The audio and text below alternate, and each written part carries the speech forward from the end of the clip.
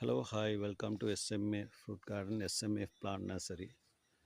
අද අලුත්ම අලුත් පළතුරක් ගැන අපි ඔයාලට පෙන්න යන්නේ. මේක තමා සෙලක් ෆෘට් හරි ස්නේක් ෆෘට් කියන පළතුර. ලංකාවේ තෙත් කලාපේ ඉතාම හොඳින් හැදෙන මෙම වර්ගය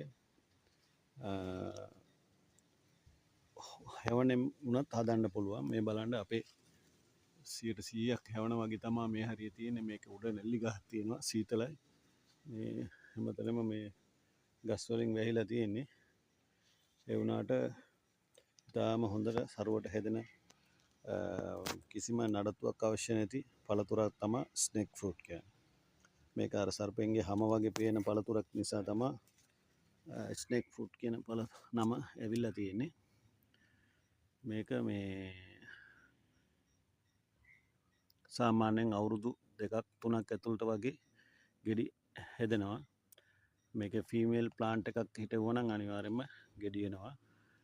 මේකේ ගෙඩි වලින් පැල කරන අය ටිකක් පරිස්සම් වෙන්න ඕනේ.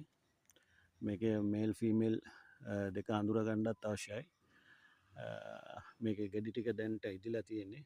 අපි මේ කාලා බලමු. මේක තියෙන්නේ කුරුණෑගල රිජීගම. මේක අර රටේ වගේ තමයි මේ කොපුර හැදෙන්නේ. අපි මේ ගෙඩියක් කඩලා කාලා බලමු.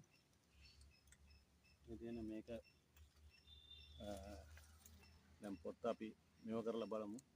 මේ හරිම ලේසි මේක ගලවන්න.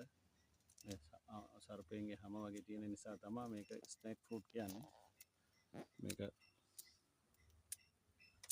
සාමාන්‍ය අන්නාසි එකයි වරක එකයි දූරියන් වලයි මිශ්‍ර රසයල්ලු තියෙන්නේ.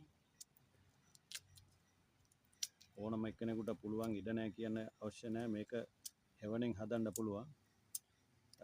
හිතවල බලන්න කිසිම නඩත්තුවක් අවශ්‍ය නැහැ. සාමාන්‍යයෙන් අවුරුදු 2ක් 3ක් ඇතුළත වගේ ගෙඩි හදා ගන්න පුළුවන්. මේ බලන්න. හරිම පැණි රසයි. හරිම සුවඳයි.